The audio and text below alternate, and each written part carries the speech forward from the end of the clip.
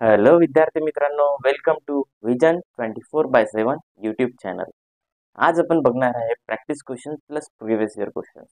तर विद्यार्थी मित्रांनो, आज आपण कुठले कुठले टॉपिक्स वरती क्वेश्चन्स बघणार आहे. तर आज आपण बघणार आहे स्पेक्ट्रोस्कोपी वरती, त्यानंतर बघणार आहे आपण क्रोमॅटोग्राफी वरती, त्यानंतर बघणार आहे आपण काही क्वेश्चन्स केमिस्ट्री वरती, त्यानंतर बघणार आहे आपण काही क्वेश्चन्स फॉरेन्सिक सायन्स वरती. तर विद्यार्थी मित्रांनो, या व्हिडिओमध्ये मॅक्सिमम टॉपिक्स कव्हर होत आहेत आणि स्पेक्ट्रोस्कोपीच्या तुमच्या डोक्यामध्ये किंवा मग तुमच्या मनामध्ये एक विचार आलाच असेल की स्पेक्ट्रोस्कोपीचा आणि फॉरेन्सिक सायन्सचा काय रिलेशन आहे सर. तर का बरं आपण प्रिव्हियस इयर क्वेश्चन बघत आहे स्पेक्ट्रोस्कोपीचे. तर विद्यार्थी मित्रांनो, स्पेक्ट्रोस्कोपी म्हणजेच काय, त्याच्यामध्ये युव्ही, आयआर, एनएमआर आणि मास स्पेक्ट्रोमेट्री चा अभ्यास केला जातो. तर विद्यार्थी मित्रांनो, स्पेक्ट्रोस्कोपीचा यूज कशासाठी केला जातो की एखादा ऑर्गॅनिक कंपाऊंड आहे, एखादा सॅम्पल आहे, त्याच्यामधला जर कुठला ऑर्गॅनिक कंपाऊंड आपल्याला डिटेक्ट करायचं असेल किंवा माहिती करायचं असेल तर स्पेक्ट्रोस्कोपी ही बेस्ट वे आहे की त्या ऑर्गॅनिक त्या सॅम्पलमध्ये कुठला ऑर्गॅनिक कंपाऊंड आहे हे माहिती करून घेण्यासाठी. तर विद्यार्थी मित्रांनो, सपोज एक कन्सिडर करा, तुम्ही एक घटना घडली की ज्याच्यामध्ये एखाद्या व्यक्तीने पॉयझन घेतलं. ठीक आहे, पॉयझन घेऊन त्याची डेथ झाली. तर आता त्याच्या पॉयझनमध्ये ते पॉयझन कुठलं होतं हे माहिती करण्यासाठी आपल्याला त्या पॉयझनचं सॅम्पल जे काही मिळणार आहे ते त्याच्यावरून आपण त्याचे इन्ग्रेडियंट्स काढून आपण माहिती करू शकतो की त्याचं कुठलं पॉयझन होतं.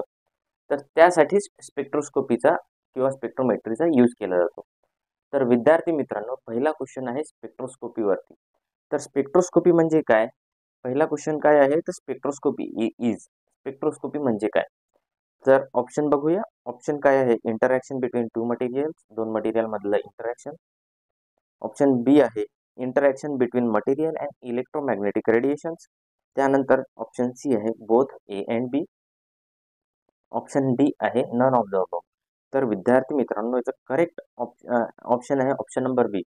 जे स्पेक्ट्रोस्कोपी आहे ही कोणत्या प्रिन्सिपलवरती काम करते?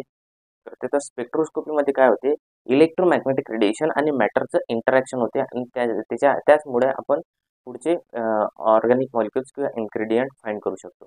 तर काय होते विद्यार्थी मित्रांनो, interaction between material and electromagnetic radiation. तर option number B is what correct answer. त्यानंतर पुढचा प्रश्न बघूया. हा युव्ही व्हिजिबल स्पेक्ट्रोस्कोपी मधून क्वेश्चन विचारलेला आहे.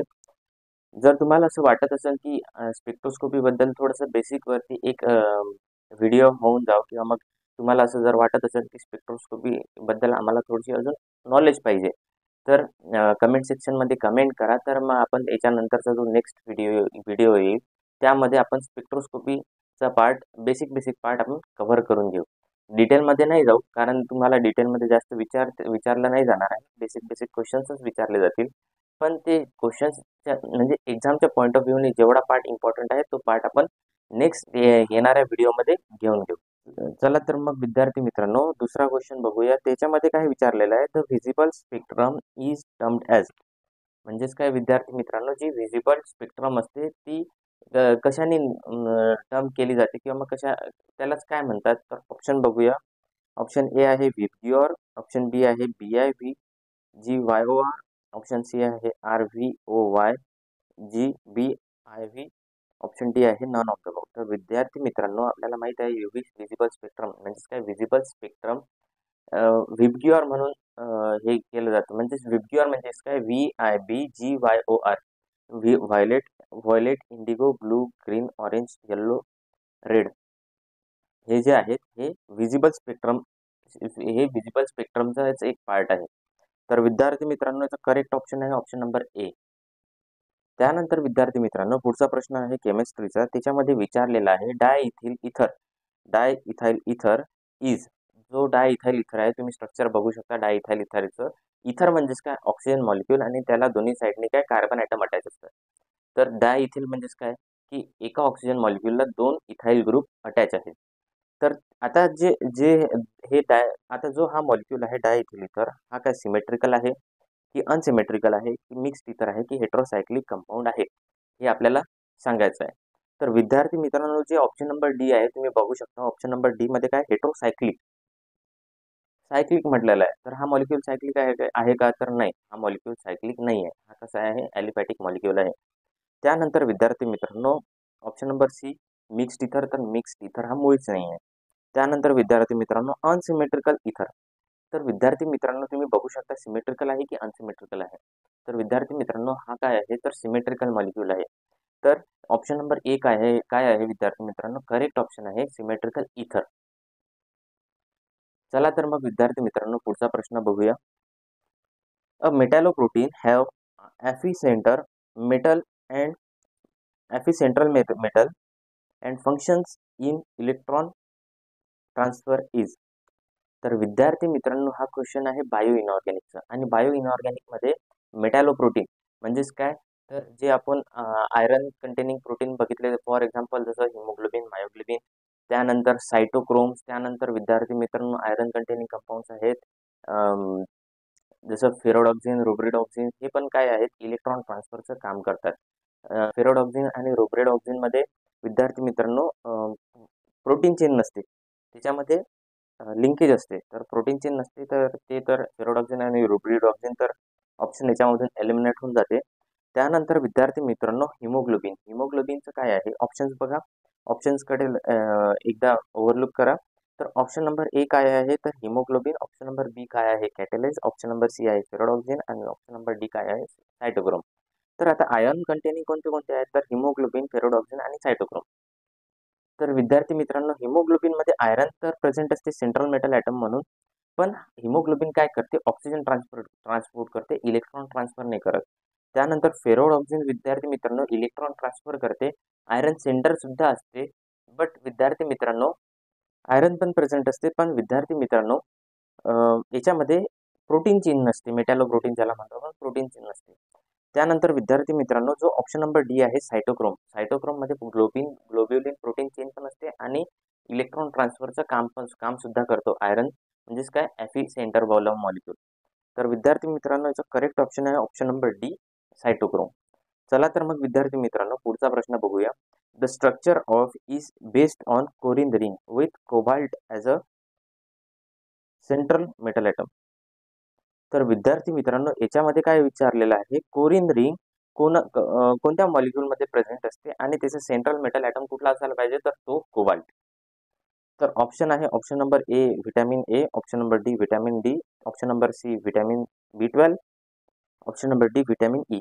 तर विद्यार्थी मित्रांनो याचा करेक्ट ऑप्शन आहे option number C vitamin B12. विद्यार्थी मित्रांनो व्हिटॅमिन B12 मध्ये कोरिन रिंग आढळली जाते आणि त्याच्यामध्ये 6 बॉन्ड्स असतात आणि नॉन ॲरोमॅटिक कंपाऊंड असते. तर विद्यार्थी मित्रांनो याचा करेक्ट ऑप्शन आहे option number C vitamin B12. जर विद्यार्थी मित्रांनो तुम्हाला असं वाटत असेल की बायो इनऑर्गॅनिकवरती जर व्हिडिओ अपलोड करायचा आहे तर कमेंट सेक्शनमध्ये मेन्शन करा आपण त्याच्यावरती एक व्हिडिओ बनवून अपलोड करून देऊ. चला तर मग विद्यार्थी मित्रांनो पुढचा प्रश्न बघूया.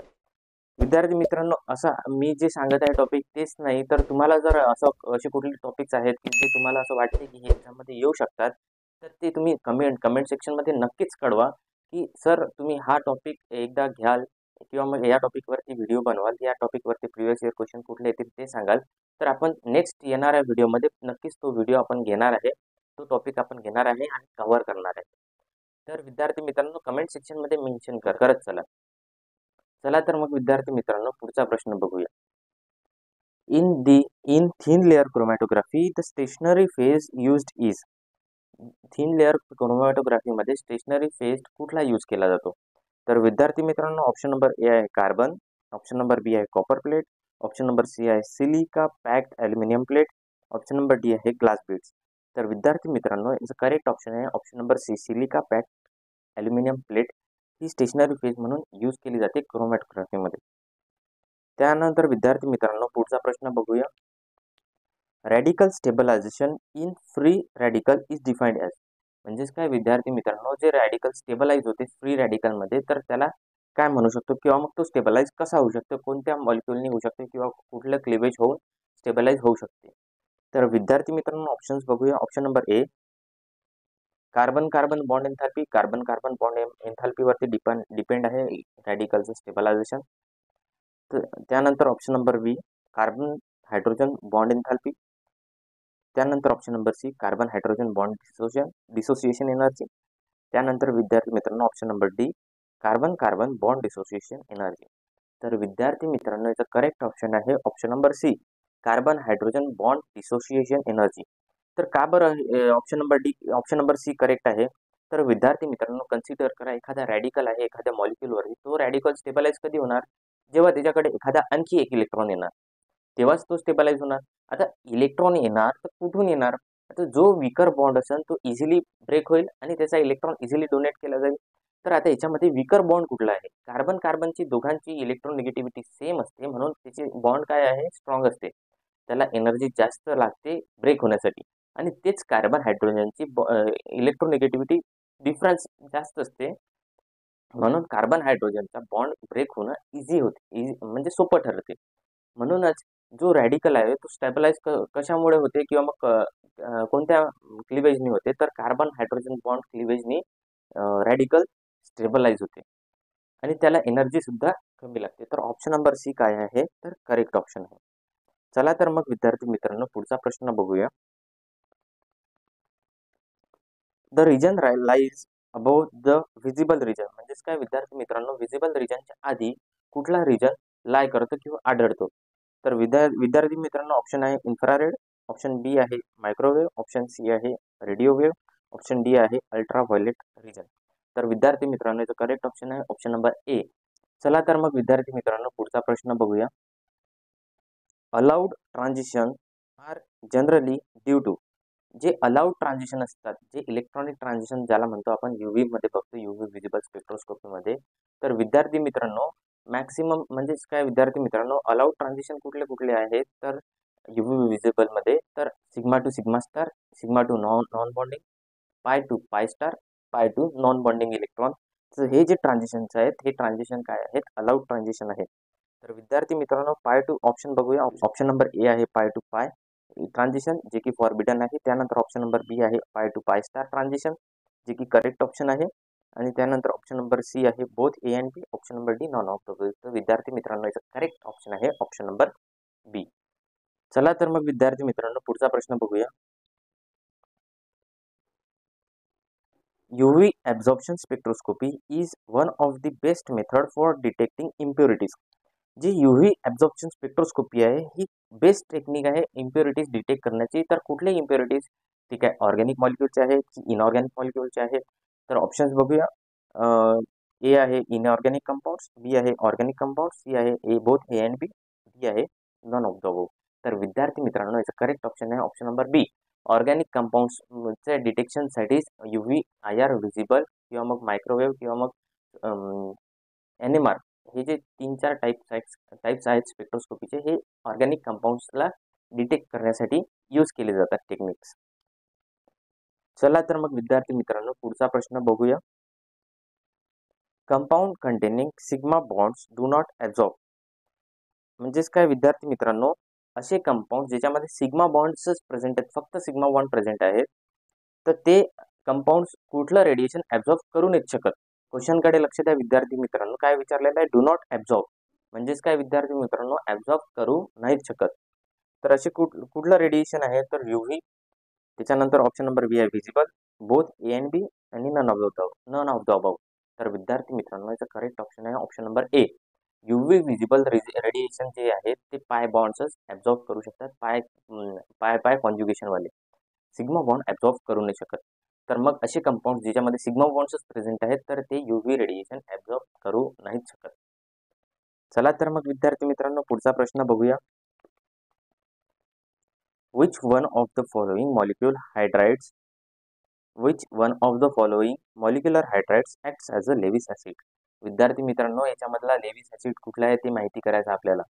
तर विद्यार्थी मित्रांनो, ऑप्शन नंबर ए बघा अमोनिया, ऑप्शन नंबर बी बघा water, option number C B2H6, option number D CH4.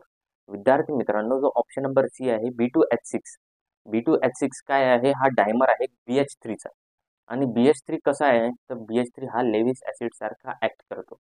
तर लेविस ऍसिड म्हणजे काय? तर विद्यार्थी मित्रांनो, जे लोन पेअर ऍक्सेप्ट करू शकतात. तर BH3 मध्ये एक ऑर्बिटल व्हॅकंट राहतो, म्हणून काय होते की BH3 मध्ये लोन पेअर ऍक्सेप्ट केले, BH3 काय करू शकते? लोन पेअर ऍक्सेप्ट करू शकतो. तसंच जो अमोनिया आहे हा बेस सारखा ऍक्ट करतो, त्याचे लोन पेअर्स डोनेट करण्याचं काम करतो. वॉटर सुद्धा ना ऍसिड आहे ना बेस आहे. वॉटर काय आहे? H2O काय आहे? न्यूट्रल आहे. त्यानंतर CH4 पण मॉलिक्यूल कसा आहे? न्यूट्रल आहे. विद्यार्थी मित्रांनो, याचं करेक्ट ऑप्शन आहे ऑप्शन नंबर सी. चला तर मग विद्यार्थी मित्रांनो, आपला आजचा सेशन इथेच संपूया. आणि जे टॉपिक्स तुम्हाला असं वाटतात की सर हे टॉपिक्स इम्पॉर्टंट वाटत आहेत, हे टॉपिक तुम्ही घ्यायला पाहिजे, तर कमेंट सेक्शनमध्ये नक्कीच कळवा. आणि याच्यानंतरचा नेक्स्ट व्हिडिओ जो येईल तो त्या टॉपिकवरती नक्कीच राहील. प्लस त्याचे प्रिव्हियस इयर क्वेश्चन्स पण घेऊ आम्ही. आणि जे मुलं नवीन असतील या चॅनलला, ज्यांनी व्हिडिओ या आधीचे बघितलेले आहेत, तर याच्या आधी सुद्धा मी प्रिव्हियस इयर क्वेश्चन्स अपलोड केलेले आहेत. ते प्रिव्हियस इयर क्वेश्चन्सला एकदा व्हिजिट द्या, त्या व्हिडिओजला व्हिजिट द्या. आणि जे नवीन मुलं आहेत त्यांनी सबस्क्राईब करा चॅनलला, जेणेकरून जे अपलोड होणारे व्हिडिओज आहेत, जे नवीन येणारे व्हिडिओज आहेत, ते तुम्हाला लगेच मिळतील आणि नोटिफिकेशन सुद्धा येईल. तर विद्यार्थी मित्रांनो, चला तर मग आजचं सेशन इथेच संपूया. थँक्यू.